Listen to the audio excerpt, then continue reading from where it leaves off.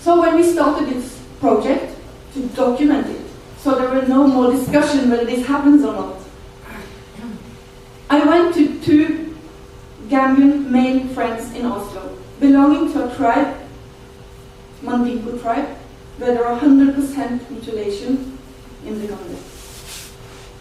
And they hate this practice. So that's why I went to them. And that's also why they are my friends.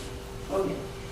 So I said to them, can you help us finding families in Oslo who have given birth to girls the last 10 years in Norway, in Oslo, who belong either to the Mandingo tribe or the Sarahole tribe, also 100% mutilation, and who you consider to be more integrated when it comes to values in Gambia than in Norway.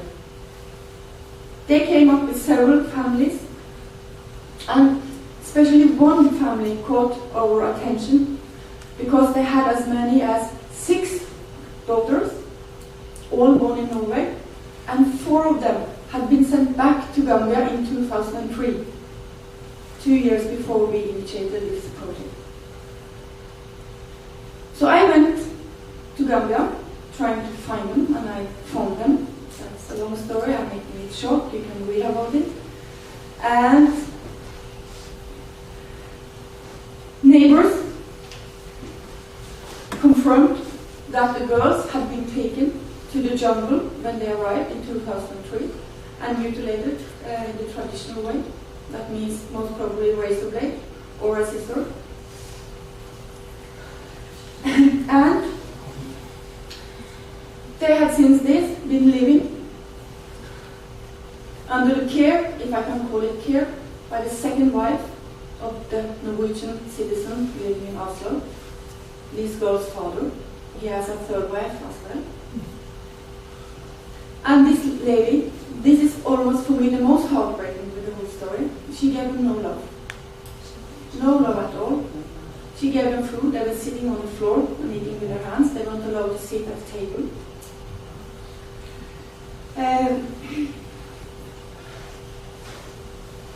They were in Gambia to unlearn Norwegian life and values, which of course also meant going to the Quran school.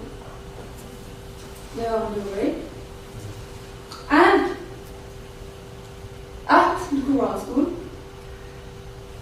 I had, of course, a conversation with the Imam, asking him about circumcision. And I asked him what he thinks about it, and he says that it's a good thing to do because it calms down the woman. He also underlined that his wife was circumcised and she was living happily, as well as his daughter. I didn't feel like discussing this with him.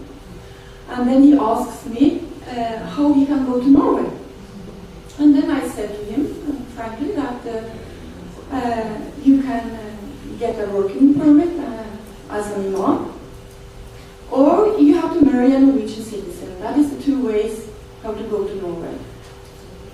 We have working permits for specialists. So imams, they go on the specialist visa. The next day, he phones me and asks me to come to the mosque. Of course, I was curious, so I went. And he then says that he has been talking with his wife, and she says he is such a good husband. What did I just hope I'll give you the correct words. Yeah. Yeah, this is what she said. The wife had said to him that he is such a caring and trustworthy man.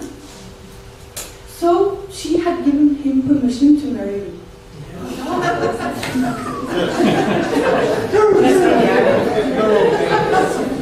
So in a very polite way,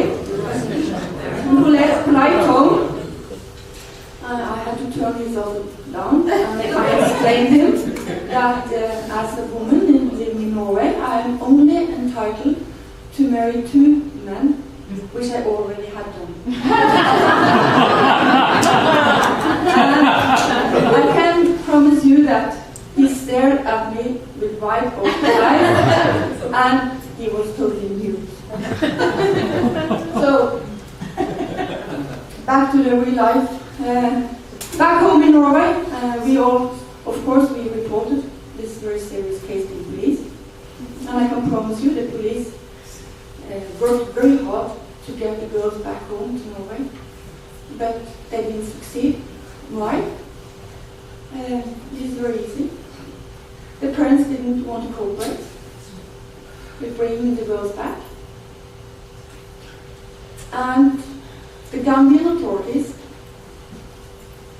they view these girls, Norwegian citizens born in Norway, as Muslims from Gambia, belonging to their ummah. So they didn't cooperate. So where are the girls today? 8 years later, they are still in Gambia.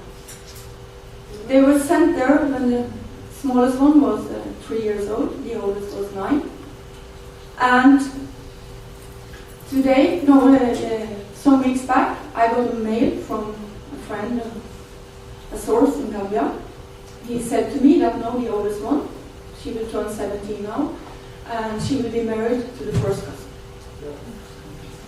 There is also another part of the story here. This is a kind of never-ending story. In 2008, the Norwegian authorities took a checkup on the 2 girls living in Norway, younger sisters. They were then 3 and 5 years old, and it turned out that the 5-year-old also was mutilated.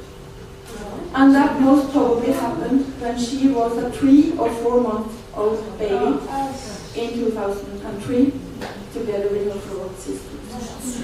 You might be surprised, but in Gambia, on the west coast of Africa, it's quite common to mutilate them when they are small babies.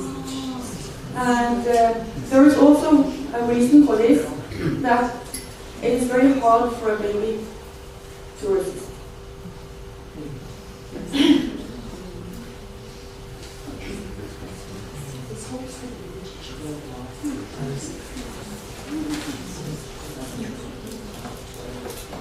I will end my speech on the values. And in Norway 2010, it was a red letter year when it comes to Islamization of our country. And it all started on the very same spot where the Nazi Quisling held his rallies in the 1930s at University Square in Oslo in February 2010. More than 3,000 persons filled the square, many of them dressed just like the Prophet Muhammad himself. A long coat, baggy ankle-high pants, and a head covering, plus full beard, like this man leading the demonstration, Muhyiddin Muhammad, from the same city as the famous Norwegian Thor Heyerdahl, the small town Larvik. This young man has also studied Sharia in Medina, in Saudi Arabia, and is now becoming an Islamic teacher in Norway. And the most shocking with this demonstration was that this Muhyiddin, he threatened Norway with a new 11th September on Norwegian soil. That was due to a stupid drawing printed in a Norwegian paper. It was printed out of the blue and had nothing to do with the cartoons and Denmark and the crisis in 2006. And this threat, to my mind, marked the end of one era and the beginning of a new one. And the new era continued with the growing influence of a group called Islamnet, which is now the largest Muslim student organization in Norway, with more than 1,400 paying members. but that was from the demonstration. This is the leader of Islamnet. And there is only one positive thing that can be said about Islamnet, and that is that it doesn't hide its objective, a society living under the Quran and Sharia. And one of these students, ideological heroes, is Zakir Naik, who preaches hate and terror and is considered so extreme that he is not permitted to enter Canada, neither Britain.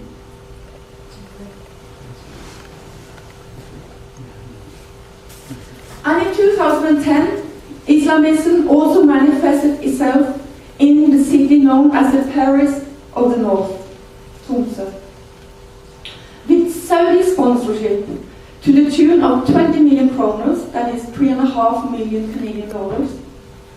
A Muslim congregation called Al-Nur, it's a very nice name, means the light, planned to build a gigantic mosque in Tromsø.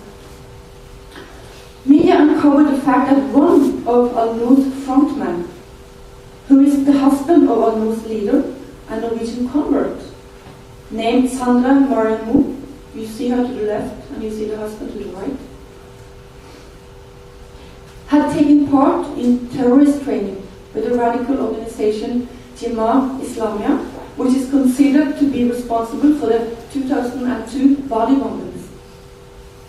You are now actually up in the north of Norway. And it doesn't stop. In collaboration with Islamnet, this Muslim student organization, Al-Nur also arranged a nationwide revival tour last summer. You can see it on YouTube. The revivalists took their message as far north as the North Cape, the northernmost tip of Norway. And, as if all this weren't enough, Norwegian state television, NRK, revealed that the despots in Tehran are sending imams to Norway to prepare Norwegian Muslims to commit terrorist acts on Norwegian soil.